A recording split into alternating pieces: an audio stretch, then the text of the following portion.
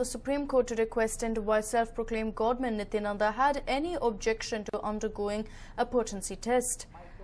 The Supreme Court bench, headed by Justice Ranjana Prakash Desai, requested Nithyananda to cooperate with the probe and undergo the required procedure.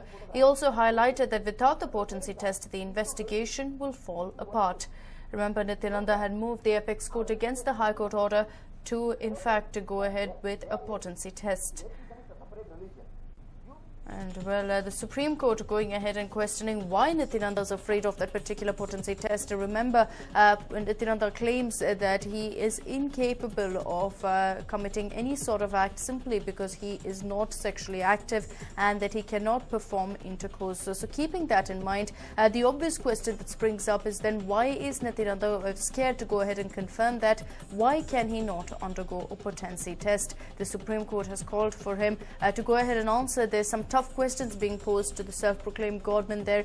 They have gone ahead and stated that Nithyananda will have to go ahead and cooperate with the investigation if, in fact, he wants some sort of outcome in this particular case. And with regards to this particular investigation, a potency test is a must. It plays a big role in finding out if Nithyananda was involved or not. And now, of course, the Supreme Court has asked some tough questions. We are yet to receive a verdict of sorts, considering that the case is still being heard in the apex court. And of course, this comes in the backhand of the Supreme Court some weeks back going ahead and staying the potency test. They did, of course, state that as of now there will be no proceedings. But today, once again, hearing the case, it has gone ahead and questioned why Nithyananda is staying away from going ahead and undergoing a potency test.